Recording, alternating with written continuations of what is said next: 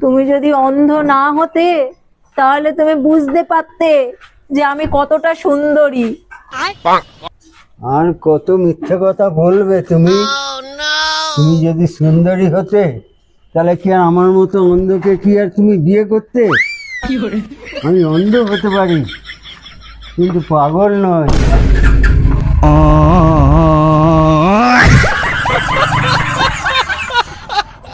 স্বপনদা, হ্যাঁ বলছি তুমি কোন ক্লাসে পড়ো গো? জানিস না? না। Class 7 second year. সেটা আবার কেমন ক্লাস গো? মানে আমি 7-এ দুবার ধরে পড়ছি, একবার ফেল করেছি আবার 7-এই পড়ছি।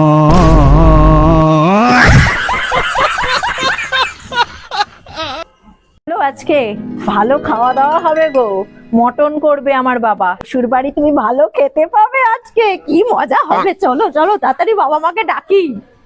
ও বাবা, মা তাড়াতাড়ি এসো গো, কালু এসেছে গো, তাড়াতাড়ি এসো।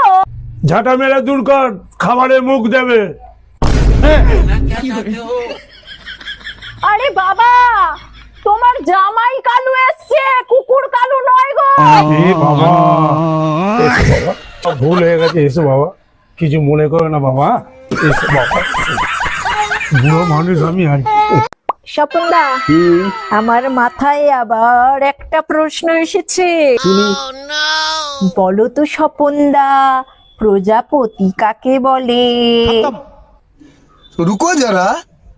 এই দেখ, এই বিয়ের পর পতি যখন বইয়ের কাছে পূজার মতো নির্যাতিত হয় তাকেই প্রজাপতি বলে।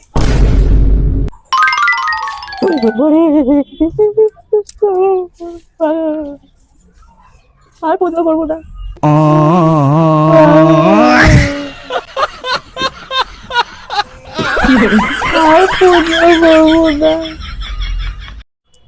এই বন্ধু, কিরম করে আছিস কেন রে? তোর কি হয়েছে?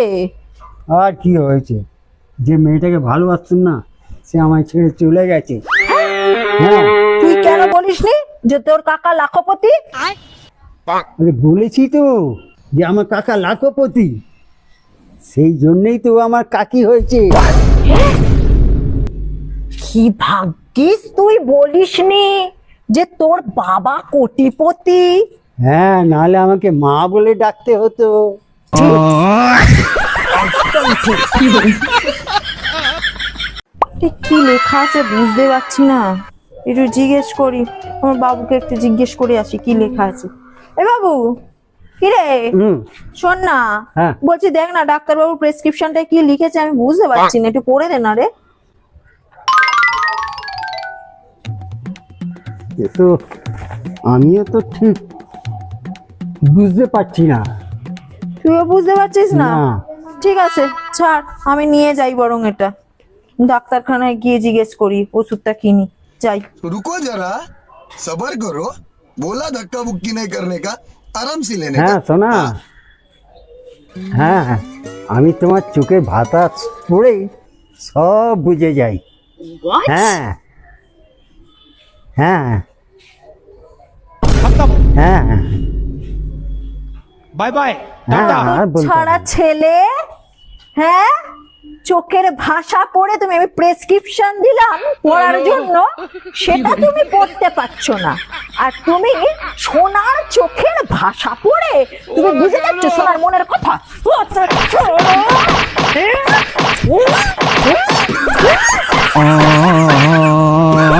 স্বপনদা, আবার একটা দুষ্টু দুষ্টু প্রশ্ন এসেছে। আমার তো সব মাথার মধ্যে ঢুকে রয়েছে, বল। সেটা হলো, বলো তো স্বপনদা, ইতিহাস কাকে বলে? रुको जरा, सबर करो। দেখ, এই মরা মানুষের কাহিনী লিখতে লিখতে জীবিত মানুষ যখন আধমরা হয়ে যায় তাকেই বলে ইতিহাস। ओ भाई, मारो मुझे, मारो मारो मुझे, मारो मारो, नहीं ये मजाक हो रहा है। আচ্ছা স্বপনদা, অনেকদিন ধরে একটা কথা বলবো ভাবছি। বলছি, পৃথিবীতে অসম্ভব বলে কিছু আছে? रुको जरा सबर करो। হ্যাঁ আছে। আছে? হুম, কি বলো তো, আমি জানি না। তা জেনে নে। হ্যাঁ। যেমন মশা তোর গায়ে বসে তোকে কামড়াতে পারে, আচ্ছা। কিন্তু তুই মশার গায়ে বসে কামড়াতে পারবি না।